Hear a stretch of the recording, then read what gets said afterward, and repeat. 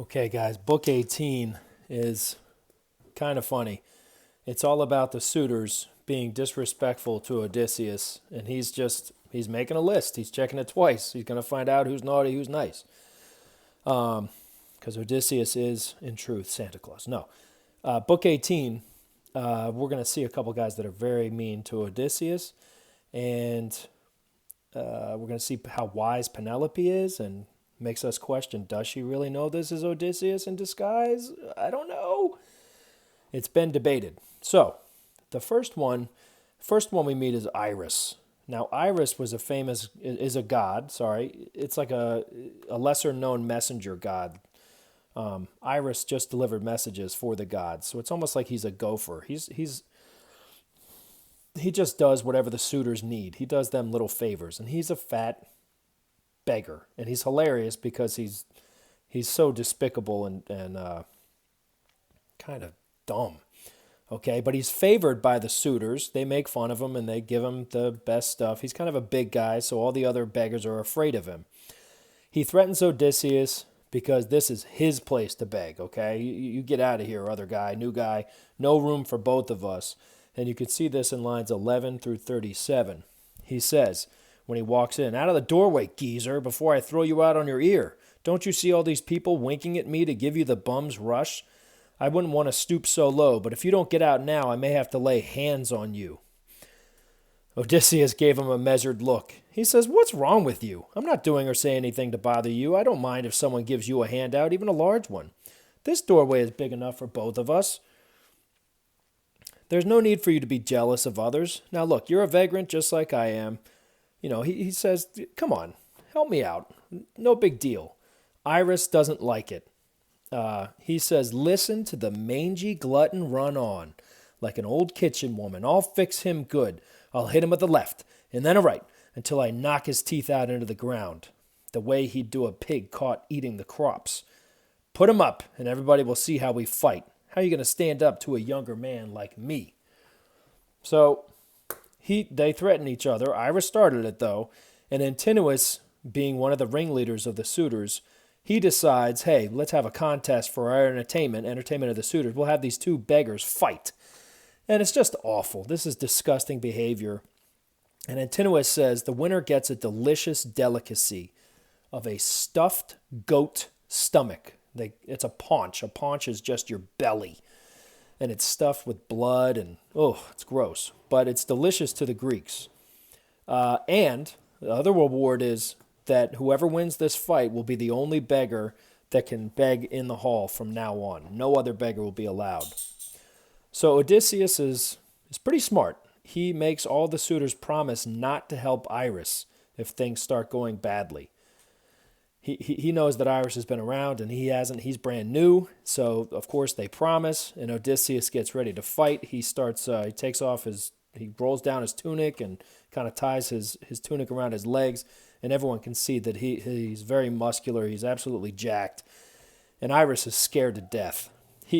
And the suitors kind of laugh and they make fun of him, okay? Lines 70 to 78.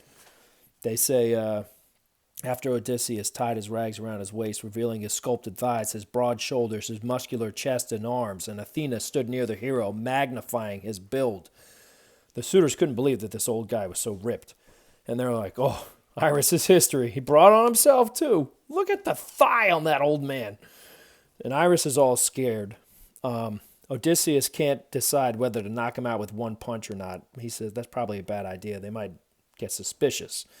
So he decides to kind of toy with him, and then he does knock him out cold. He doesn't kill him, though. This is lines 100 to 123. The fighters stood tall, circling each other, and as Irus aimed a punch at his right shoulder, Odysseus caught him just beneath the ear, crushing his jawbone. He broke his jaw.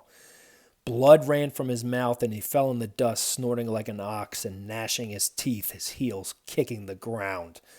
And the suitors are all laughing at this. Odysseus grabs his ankle and drags him out to the edge of the courtyard, and he says, sit there now and scare off the pigs and dogs and stop lording it over the other beggars, you sorry bastard, or things could get worse. He comes back in. The suitors, they give him the paunch, the goat stomach to eat, and they say that they're going to send Irus off to Echetus the Maimer, which we'll get to later. This thing is hilarious. It's a little scary, though. And one of the suitors actually prays for his own death. He says, "May Zeus and the other gods grant you, stranger, whatever your heart most dearly desires, since you have ended this glutton's begging career." We'll ship him off to Echetus the Maimer. Well, what does Odysseus most deeply desire? He desires the death of the suitors, so this guy just prayed for his own death. Whoops!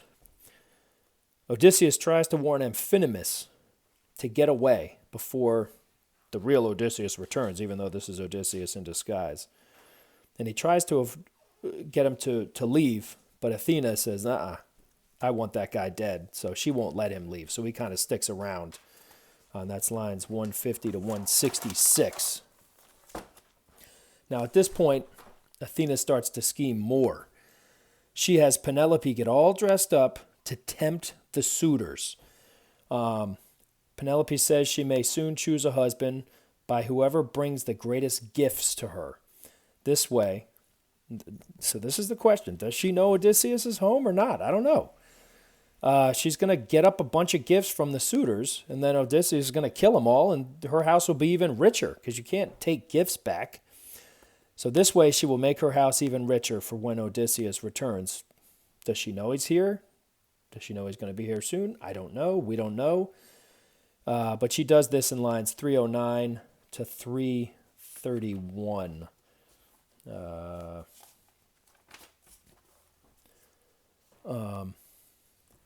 And Antinous is the one that has this idea. "Daughter of Icarius, wise Penelope, as far as gifts goes, take whatever any man wishes to give. It's not good to refuse gifts. But as for us, we're not going to go back to our lands or anywhere else until you marry whoever proves to be the best of the Achaeans." Everyone approved of what Antinous said, and each man sent a herald to fetch his gifts. Antinous' man brought a beautiful robe, all embroidered, so they bring her all these gifts, right? And Odysseus also starts to scheme, and he tells all of the serving women that this beggar, will serve the suitors if they will go and attend Penelope up in her rooms. And most of the women decide to go off, but one female servant, a maidservant named Melantho. Remember, Melanthius was an evil goat herder? Well, this is Melantho. We have a doubling effect here. Two bad servants, and you're going to see what happens to them. Odysseus has special punishments for these two. She's really bad. She's sleeping with Eurymachus on the side. She's an awful person, and she really doesn't care for Penelope. And she insults the beggar, who she doesn't know is her master, returned home. She insults him, lines 358 to 367. She says, "You must be out of your mind, you old wreck, unwilling to go to the blacksmith's to sleep or anywhere else. You just blabber on here, bold as can be, with all these real men around, feeling no fear. Are you drunk, or are you always like this with all your blather? Pleased with yourself, aren't you, because you beat that bum Irus? Someone a lot better than Irus might stand up to you soon and pound you bloody with his fists as he drives you outside." Now Odysseus threatens this woman, and he says, "Just let me tell Telemachus what you're saying, you beep.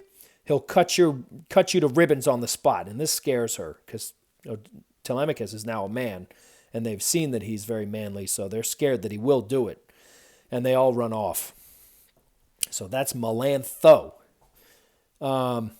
Athena has the suitors insult Odysseus even more, so that his revenge is even sweeter when he does it. And Antinous is first to insult, lines 382. Eurymachus says, "Hear me, suitors of our glorious queen, while I speak my mind. It is not without the will of the gods that this man has come to Odysseus' palace. We get a nice glow of torchlight from him. From his head, that is, since he doesn't have a hair on it. He calls him, 'Hey, Baldy.'" And then Odysseus, whose nickname is Destroyer of Cities. That's a pretty awesome nickname. Eurymachus says further, "I wonder if you'd like to be a hired hand, stranger. Should I hire you to work on my outlying farms, gathering field stones and planting tall trees? Oh, I'll pay you.